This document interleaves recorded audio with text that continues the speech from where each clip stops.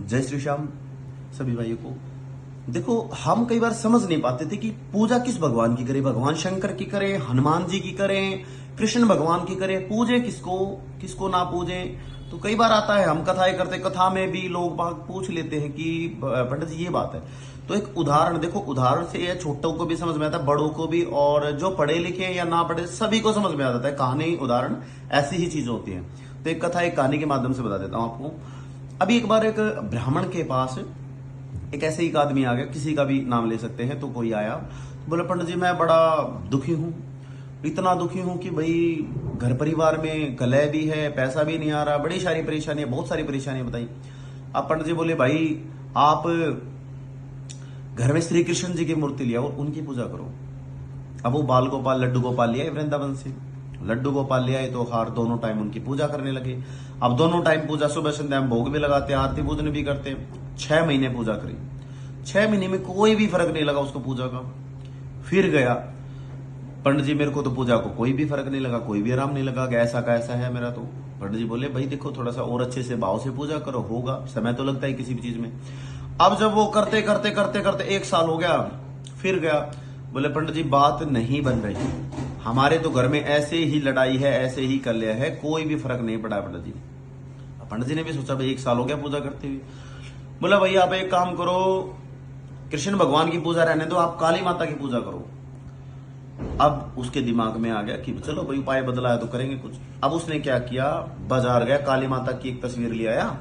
अब जो उनके पास लड्डू गोपाल जी थे जो जिनकी पूजा करते थे, उनको उठा करके घर में एक अलमारी के ऊपर रख दिया और बाजार से जाकर काली माता की पूजा ले। अब हर दोनों टाइम जय माता रानी, जय मां काली, और जो भी अपने अभिमंत्रित मंत्र है, आरती, सब आरती, संध्या वंदन, पूजा, घंटी शंख सब करते करते करते अब 6 महीने माता काली की पूजा करी।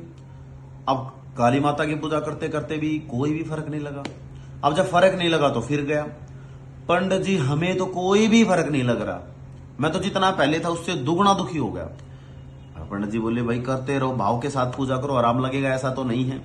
अगर जो बोते हैं तो ऐसा तो नहीं है कि 1000 जो बोए तो 1000 बोए, कुछ तो ना भी बोए लेकिन बोएंगे जरूर, उगेंगे जरूर। तो उपाय करते रहो, काम करेंगे जरूर। तो ऐसे ही वो फिर बोला, पंडित जी बोले भाई करते रहो आप पूजा। अब उसको जब काली माता की पूजा करते हुए हो गया 1.25 साल।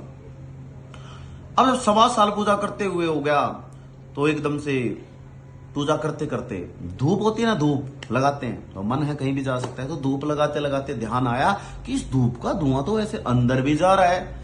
कभी काली माता भी इसलिए काम नहीं कर पा रही हो, शक्ति इसलिए नहीं दे पा रही हो, कभी इसकी पूजा पाठ का सारा फल वही भगवान कृष्ण ले रहे हो बैठे बैठे वहां पे, वो लड्डू गोपाल जी बिठा रखे हैं। बोला भाई वो इस धूप को सूंघ रहे हैं, मन में तो कुछ भी आ सकता है ना, वो इस धूप को सूंघ रहे हैं। अब लिया कपड़ा, बोला इसके मुंह को बांध के आऊंगा।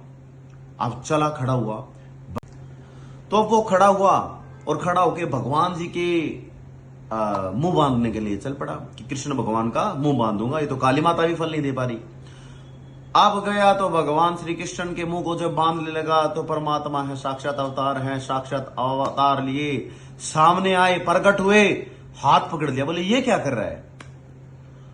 अब वो वही बंदा देखा भगवान की तरफ, बोला अच्छा मैंने 1 साल आपकी पूजा करी तब प्रकट नहीं हुए, अब काली माता को पूजा कर रहा हूं तो साक्षात प्रकट हो गए, दर्शन दे दिए। श्री कृष्ण भगवान ने क्या कहा, ध्यान से सुनिए सभी। श्री कृष्ण भगवान ने कहा कि आप चाहे भगवान शिव की पूजा करो, चाहे मेरी पूजा करो, चाहे काली माता की पूजा करो, किसी की भी पूजा करो, उससे फर्क नहीं पड़ता। फर्क यहां पड़ता है तुमने 1 साल मेरी पूजा करी, तुमने सिर्फ भोग लगाया अपने मतलब के लिए, तुम्हारे मन में पूजा के लिए कोई भाव था ही नहीं। लेकिन आज तुम्हारे मन में साक्षात इतना भाव आ गया, इतना अंदर से भाव उत्पन्न हो गया कि वो मूर्ति नहीं है, उसके अंदर प्राण भी है और वो सूंघ भी सकती है। जब साक्षात भाव आ गया परमात्मा के प्रति, ओ तुम मूर्ति समझ के पूजा करता था, आज तेरे अंदर भाव आ गया तो मैं प्रकट हो गया। तो भगवान ऐसी लीलाएं करते हैं कि तुम भाव इतना डाल दो, उसको मूर्ति मत समझो। जब उसको परमात्मा समझोगे तो वो मूर्ति भी काम करेगी, वो भाव भी काम करेगा, वो परमात्मा भी आएगा। लेकिन अपने अंदर कम से कम भाव तो प्रकट करो। वो हम सोचते हैं कि हम दे रहे हैं भगवान को, हमारे अंदर है कुछ इतना सामर्थ्य कि हम उनको दे सके, कुछ परमात्मा को कुछ दे सके।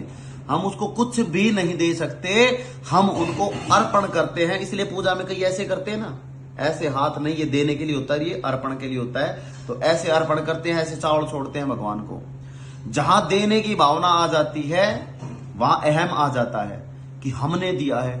पड़ोसी को भी कुछ देते हैं हम, ध्यान आपको, किसी पड़ोस में किसी ने कुछ मांग लिया तो मन में क्या रहता है कि हमने दी है ये चीज, ऐसे करके दी ना, हमने दी है।